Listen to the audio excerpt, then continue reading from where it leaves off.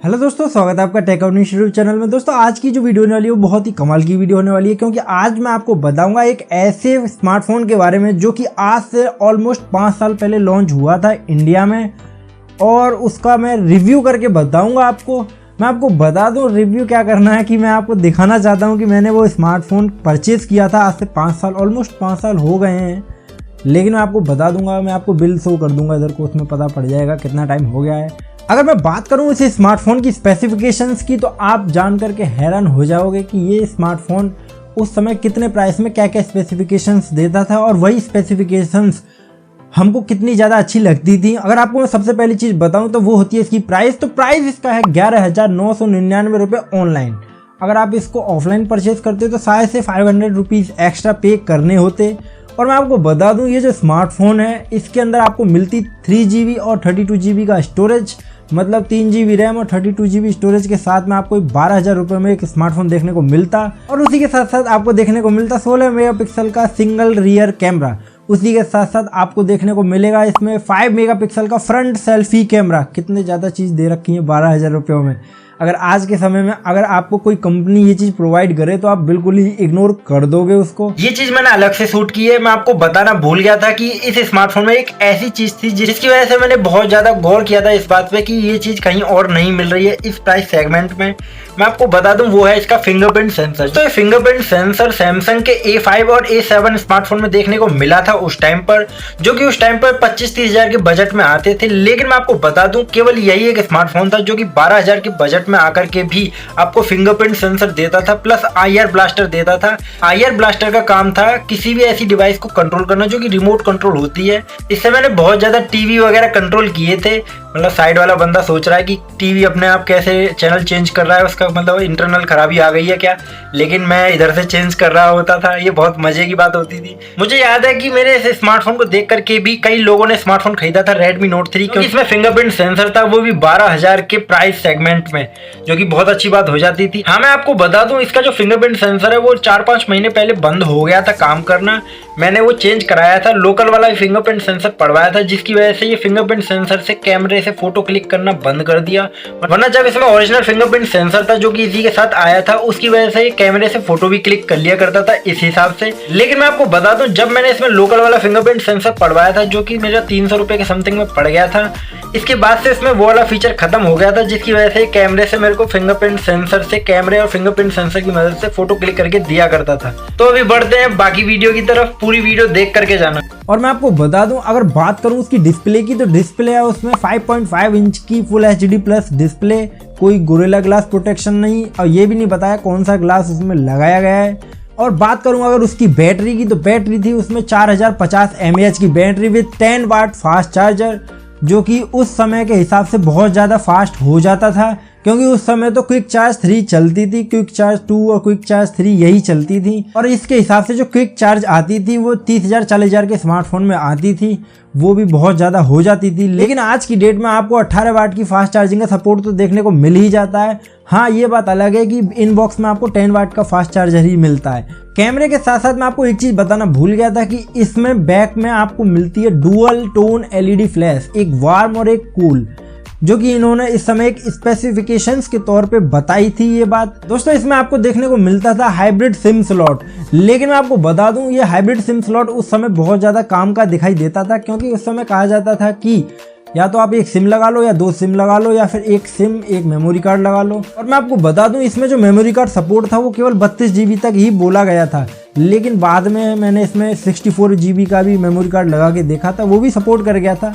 लेकिन पता नहीं इन्होंने 32 GB ही क्यों बोला था। और मैं बताता हूँ इसकी और भी स्पेसिफिकेशन, जैसे इसका प्रोसेसर। जी हाँ दोस्तों, अब आती है इसकी मेन चीज़। अगर मैं बात करूँ इसके प्रोसेसर की, तो इसमें देखने को मिलता था स्नैपड्रैगन 650 प्रोसेसर 650। स्नैपड्रैगन 650 की सीरीज जो थी आज से लगभग 5 साल पहले देखने को मिलती थी। इसी के तुरंत बाद एक और स्मार्टफोन आया था जो इसी प्राइस में आपको 652 स्नैपड्रैगन 652 की सीरीज देता था। उस समय मुझको इतना पता नहीं था कि ये प्रोसेसर कितना अच्छा हो जाते हैं थोड़ा सा क्लॉक स्पीड चेंज करने पर, या कैसे क्या चीज़ होती है। लेकिन मैं आपको बता दूं आपको ये जो स्मार्टफोन मिलता था उस समय 12,000 के पैकेज में बहुत ही शानदार पैकेज मिलता था। और मैं आपको बता दूं इसमें जो प्रोसेसर था वो हेक्सा कोर था, ना कि ऑक्टा कोर ना ही क्वाड कोर। मतलब कि एक अच्छी खासी डील हो जाती थी। 1.8 गीगाहर्ट्ज का हेक्सा कोर प्रोसेसर जो कि स्नैपड्रैगन 650 है, जो कि 12,000 के प्राइस में आपको एक ठीक ठाक इन हैंड फील दे देता था। इस स्मार्टफोन में 2 ही कलर वेरिएंट अवेलेबल थे, एक था गोल्ड एक था सिल्वर। मैंने गोल्ड चूज किया था। मैं आपको बताता हूँ ये स्मार्टफोन कौन सा है। जी हाँ दोस्तों, ये स्मार्टफोन है Redmi Note 3। ये वो स्मार्टफोन है जिसको मैंने 2016 जुलाई के समथिंग मैंने परचेस किया था, और वाकई में उस समय के हिसाब से बहुत ही गजब स्मार्टफोन था उस प्राइस सेगमेंट में। और उस समय MI ने, मतलब जो Xiaomi कंपनी है, उसने धूम मचा रखी थी। उस समय Redmi कोई सब ब्रांड नहीं थी, ये मी इसका पीछे की तरफ ब्रांडिंग थी। और मैं आपको बता दूं, इसको Redmi Note 3 बोला जाता था। कोई इसकी मदर कंपनी को Xiaomi बोलता था, कोई Xiaomi बोलता था, कोई Xiaomi बोलता था। उस समय ये नई नई आई थी। हाँ, इससे पहले भी 1-2 स्मार्टफोन लॉन्च कर दिए थे, जिसकी वजह से थोड़ा बहुत ये चर्चाओं में रही थी कंपनी। लेकिन इस कंपनी ने इतना ज़्यादा प्रचार ना टीवी पे किया था, ना ही एक बैनर लगवा के जैसे ओप्पो वीवो करते हैं उस तरीके से किया था। लेकिन मैं आपको बता दूं, फिर भी ये कंपनी बहुत तेजी से बूम करती हुई जा रही थी, और वो अभी भी करती हुई आ रही है। लेकिन इसके अब कंपटीशन में अब बहुत कंपनियां आ गई हैं, जैसे कि आपको सबसे पहले देखने को मिलती है Realme, उसके बाद माइक्रोमैक्स वगैरह। लावा भी अब कुछ ना कुछ ऐसा कुछ करने की कोशिश कर रही है। अब मैं आपको बताता हूँ ये स्मार्टफोन ऑलमोस्ट मैंने 5 साल किस तरीके से रन किया है। आपको मैं बता दूं, ये स्मार्टफोन मैंने पिछले 5 सालों में, ऑलमोस्ट 5 साल हो गए हैं, और मतलब कंप्लीट नहीं हुए हैं तो कोई दिक्कत नहीं, होने ही वाले हैं। लेकिन मैं आपको बता दूं, ये जो स्मार्टफोन है 5 साल में मैंने इसमें ऑलमोस्ट 1,500 रुपये लगा चुका हूं। इसके लोअर PCB बोर्ड को बदलवा करके, इसके चार्जिंग जैक को बदलवा करके, और इसमें सॉफ्टवेयर अपडेट करवा करके आउट ऑफ वारंटी होने के बाद में।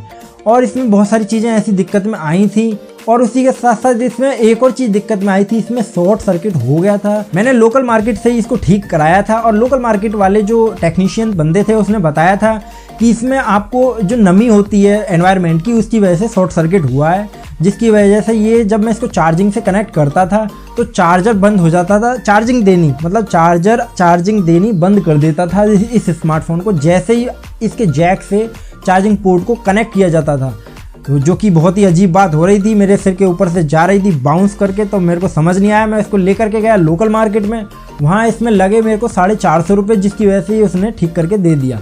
इसके बाद मैंने एक और बार इसको ठीक कराया था, उसमें मैंने लोअर PCB बोर्ड बदलवाया था। उससे पहले मैंने इसका जैक बदलवाया था, चार्जिंग जैक। तो ऑलमोस्ट मेरे 1,500 रुपये का खर्चा आ चुका था। और मैं आपको बता दूं, जब मैंने लोअर PCB बोर्ड बदलवाया था उस समय ओरिजिनल PCB बोर्ड पूरी, मतलब मेरा जो जहाँ रहता हूँ उस जगह नहीं था, इस वजह से मैंने लोकल वाला पड़वा लिया था। उसकी वजह से इसकी स्पीकर की आवाज़ थोड़ी सी डाउन हो गई। अगर आप PCB बोर्ड बदलवा रहे हो तो थोड़ा सा अच्छी क्वालिटी का या फिर ओरिजिनल ही लगवाएं, जिसकी वजह से आपके अदर कंपोनेंट्स जो होते हैं स्मार्टफोन के, उनको कोई दिक्कत नहीं होती। और मैं आपको बता दूं, ये जो स्मार्टफोन है अभी भी बहुत अच्छी तरह से वर्क कर रहा था। लेकिन अब आकर के एक दिन क्या हुआ, लगभग ऑलमोस्ट 7 दिन पहले मैं इसको चला रहा था, और चलाते चलाते ये ऑटो टच होने लग गया अपने आप, जिसको घोस्ट टच बोलते हैं, जिसकी वीडियो में एक मैंने बना करके रख रखी है। मैंने आपको दिखाया कि घोस्ट टच कैसे वर्क करती है, लेकिन मैंने उस वीडियो के बारे में डिस्क्राइब में नहीं बताया। अगर आपको डिस्क्राइब में जानना है तो आप मेरे को कमेंट सेक्शन में बता सकते हो। मैं आपको बताता हूँ ये जो स्मार्टफोन है किस तरीके से इस समय कर रहा है। आप देख सकते हो इस समय ऑटोमेटिक कहीं भी टच हो जाता है, ना ही लॉक खोलने देता, ना ही कुछ खोलने देता।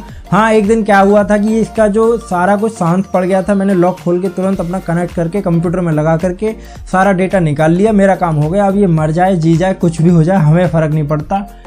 वाह, मैंने तो अपना डेटा निकाल लिया इस स्मार्टफोन में से। अब ये स्मार्टफोन यूं ही पड़ा हुआ है। फिलहाल मैं सोच रहा था कि ये ऐसे यूज हो जाए कि टॉर्च जलाने में काम आ जाए, लेकिन ये टच ही नहीं होता है, तो मैंने एक तरफ ये रखा ही रहता है, शो ऑफ के लिए रखा रहता है। दोस्तों, इस स्मार्टफोन की मुझे सबसे ज़्यादा खास बात वो लगी कि इसका कैमरा उस टाइम पे 16 मेगापिक्सल बहुत अच्छी क्वालिटी देता था इस प्राइस के सेगमेंट में और अदर स्मार्टफोन से। दूसरी चीज़ जो मुझे इसमें अच्छी लगी वो थी इसकी बैटरी, 4000 mAh की बैटरी, उस टाइम के हिसाब से बहुत अच्छी बैटरी थी। तीसरी चीज़ मुझे इसमें जो अच्छी लगी वो थी इसकी 4G LTE सपोर्ट, जो कि उस टाइम पर ही इन्होंने दे दिया था।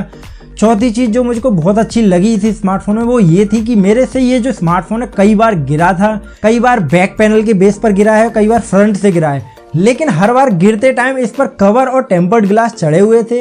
इसी वजह से इसको ना ही डिस्प्ले में कुछ दिक्कत आई, ना कि डिस्प्ले टूटी या फिर क्रैक हुई, और ना ही बैक पैनल को कुछ ज़्यादा नुकसान हुआ। हाँ, एक हल्का सा डेंट बैक पैनल में आया था, क्योंकि वो बहुत ही ज़्यादा हाइट से गिरा था, ऑलमोस्ट मेरी डबल हाइट से, क्योंकि मैं एक दीवार पे खड़ा हुआ था उस टाइम पे, ये मेरे से गिर गया था। और इसके जस्ट नीचे जहाँ ये गिरा था एक किंकड़ रखा हुआ था, मैं किंकड़ समझते हो ना, रोड़ी, तो उस पर गिरा था, इस वजह से इसमें डेंट आ गया था। दोस्तों वैसे ये स्मार्टफोन मेरे को बहुत अच्छा लगा क्योंकि ये वाकई में बहुत कमाल का स्मार्टफोन है। और मैं आपको बता दूं मैंने ये अब तक इतना अच्छा चला लिया। लेकिन मैं आपको बता दूं अगर आप एक बजट सेगमेंट में 10 से 12,000 15,000 तक का स्मार्टफोन खरीद रहे हो तो आज के समय में भी आप कम से कम 1.5 या 2 साल, मैक्सिमम 1.5 साल या 2 साल के लिए ही सोच करके खरीदिएगा। उससे आगे स्मार्टफोन चलते नहीं है, कितना भी आप 15,000 के टच में कितना भी कंपैरिजन या कितना भी अच्छा ले लीजिएगा, क्योंकि इनकी मैक्सिमम लिमिट जो होती है अच्छा चलने वाली 1.5 साल या 2 साल मैक्सिमम होती है, उसके बाद ये ख़त्म हो जाते हैं बिल्कुल। अगर आप एक फ्लैगशिप स्मार्टफोन खरीदने वाले हो तो आपको वो भी 3 साल का एक एक्सपीरियंस दे देता है, उससे ज़्यादा टाइम के लिए वो अच्छा एक एक्सपीरियंस इनहैंड फील या वो नहीं दे पाता है जो आपको चाहिए रही होती है। तो दोस्तों अगर आपको वीडियो अच्छा लगा हो तो प्लीज़ वीडियो को लाइक कीजिएगा, चैनल पर पहली बार आए तो प्लीज़ चैनल को सब्सक्राइब कर लीजिएगा और साइड में बेल आइकन क्या आएगा उससे जरूर प्रेस कर दीजिएगा, नोटिफिकेशन को ऑल पे सेलेक्ट कर दीजिएगा। बाय बाय, जय हिंद, वंदे मातरम। फिर मिलते हैं अगली वीडियो। गोरिल्ला ग्लास वगैरह नहीं था फिर भी बहुत अच्छा चल गया, पता नहीं और उसी के साथ साथ आपको देखने को मिलता है 16 मेगापिक्सल का पीछे सिंगल कैमरा। ये वो स्मार्टफोन है जिसको 2015-16 के समथिंग की बात है, 2016। लेकिन मैं आपको बता दूं दोस्तों, लेकिन मैंने उस वीडियो के बारे में डिस्क्राइब में नहीं बताया। अगर आपको डिस्क्राइब में बताना